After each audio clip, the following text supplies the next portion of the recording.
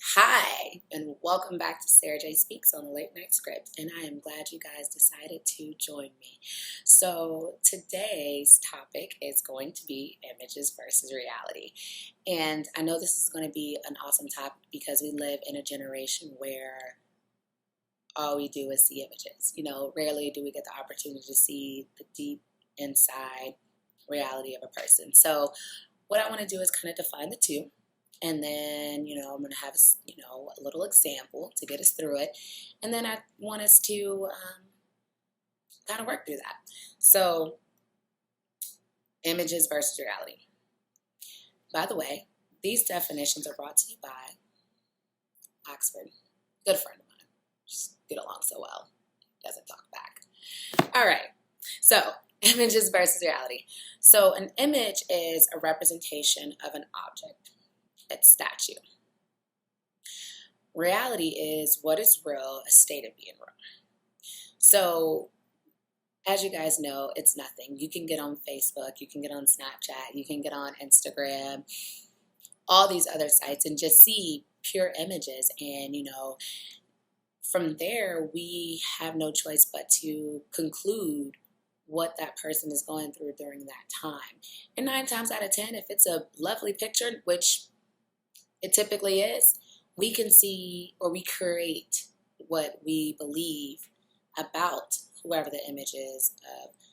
And we can see through their love life, their sex life. We've created, ideas about, what their past was like. We've created what their future will look like, all based on an image.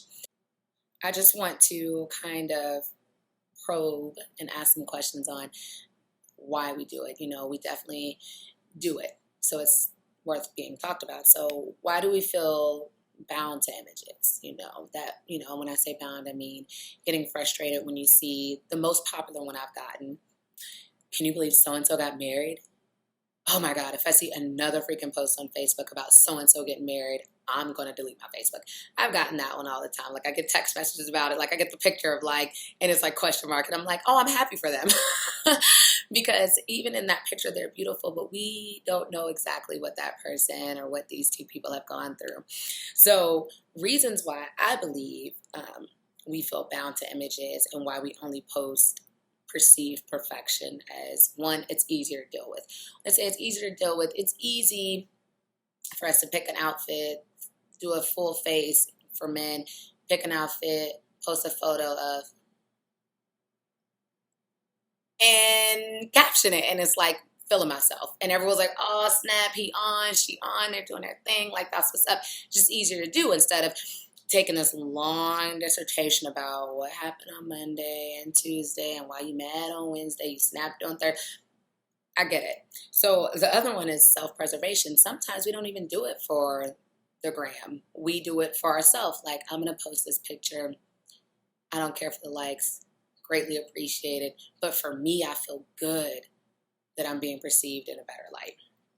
Lastly, which is probably the most commonly done, is fake it till you make it. So a lot of great stories that we hear about, there's always like the struggle aspect in the past. But if you were that person's Facebook friend, you probably never seen it. Like the aspiring actress or actor. Like we never see when you were sitting on the ground eating peanut butter crackers for 12 hours out of a day.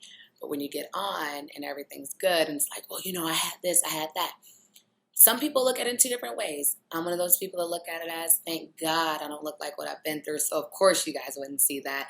But then there are others who are just like, listen, I'm just too proud, you just won't see it, and I'll tell you about it later.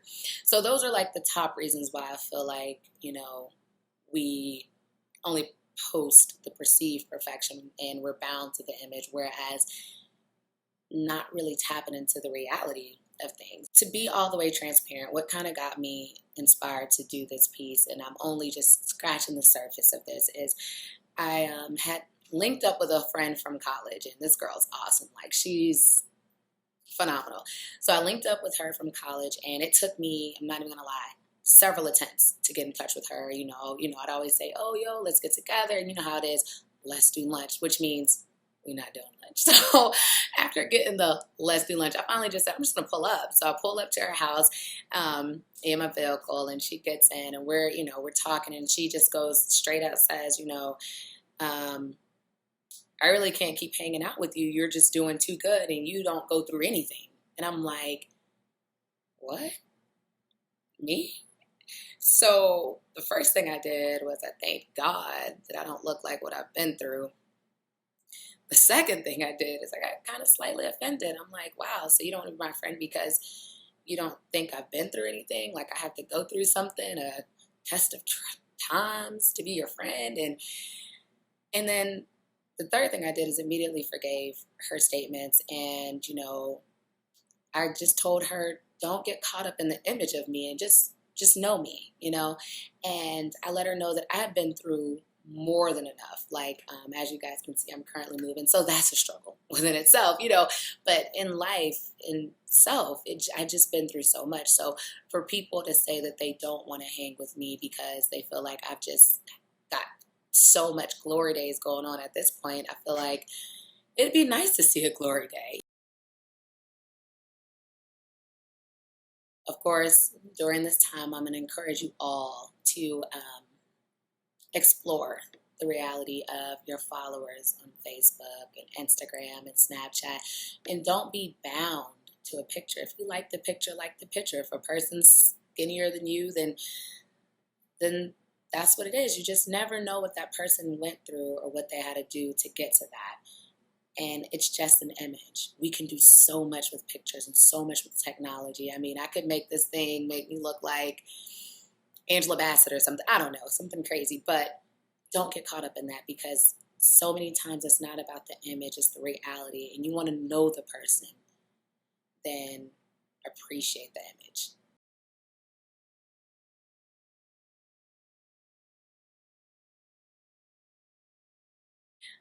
That is all that I have for you guys today. My quote for the day is going to be self-made. And the quote for the day is, it's better to know the person than to appreciate the image.